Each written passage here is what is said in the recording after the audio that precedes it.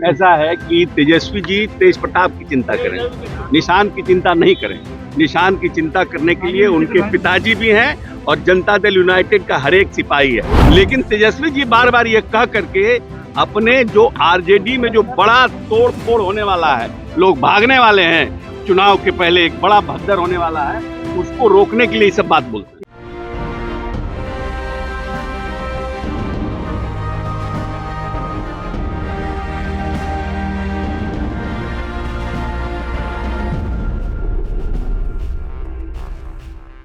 बिहार के मुख्यमंत्री नीतीश कुमार के बेटे निशांत की राजनीति में एंट्री कब होगी, इसे लेकर आज मंत्री अशोक चौधरी ने बड़ा संकेत दे दिया है। शिक्षकों के नियुक्ति पत्र वितरण समारोह के बाद मीडिया से बातचीत करते हुए अशोक चौधरी ने तेजस्वी यादव पर भी निशाना साध दिया है। तेजस्वी ने निशांत के जल्द से जल्द राजनीति में आने की वकालत की थी। इस पर अब प्रतिक्रिया देते हुए अशोक चौधरी ने कह दिया है कि तेजस्वी को अपने दल की चिंता करनी चाहिए, वे अपने भाई तेज प्रताप यादव की चिंता करें। राजद में जल्द ही बड़ी टूट होगी, वो उसकी चिंता करे। अशोक चौधरी ने कहा कि जहां तक निशांत की राजनीति में एंट्री की बातें हैं, तो उसकी चिंता करने के लिए उनके पिता नीतीश कुमार खुद मौजूद है। जेडीयू का एक ही कार्यकर्ता है, जेडीयू में कौन है जो निशांत को स्वीकार नहीं करेगा।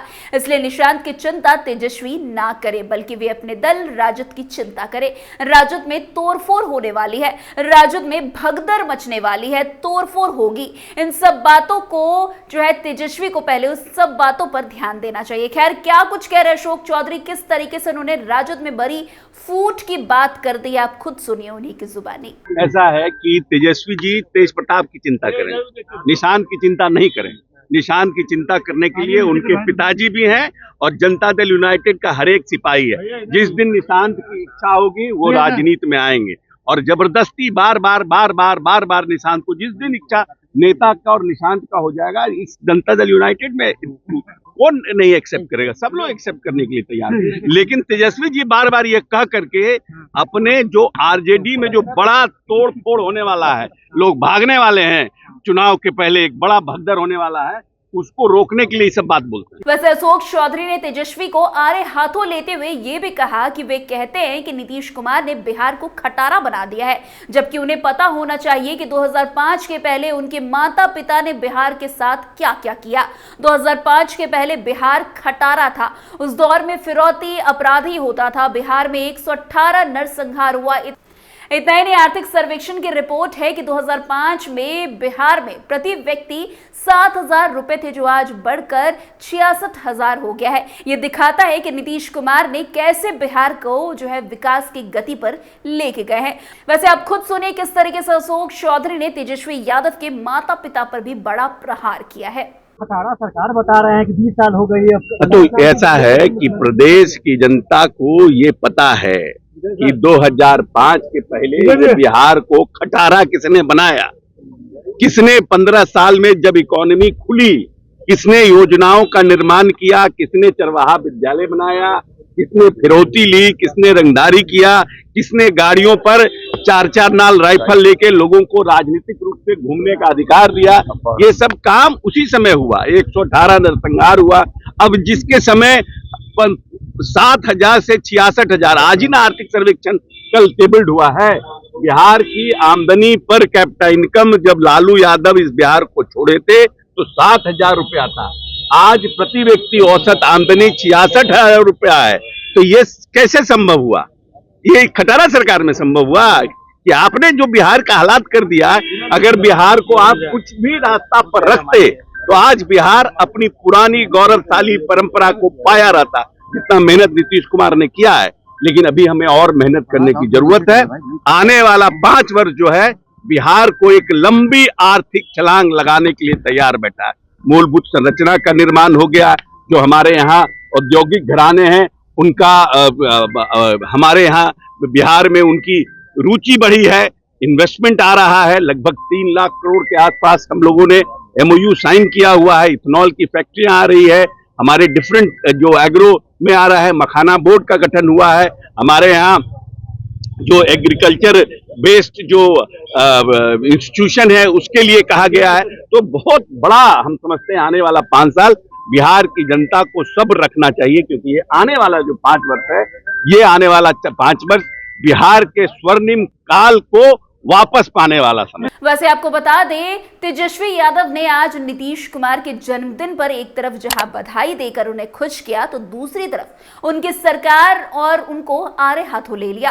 तेजस्वी ने बिहार में एनडीए की सरकार को खटारा बता दिया है। उन्हें ट्वीट कर कहा है कि बिहार में 15 साल पुरानी गाड़ी चलाने की अनुमति नहीं है, क्योंकि वो ज्यादा धुआं फेंकती है, प्रदूषण बढ़ाती है, जनता के लिए हानिकारक है। तो फिर एनडीए की 20 साल पुरानी जोड़ तोड़ पलटा पलटी वाली खटारा सरकार क्यों चलेगी?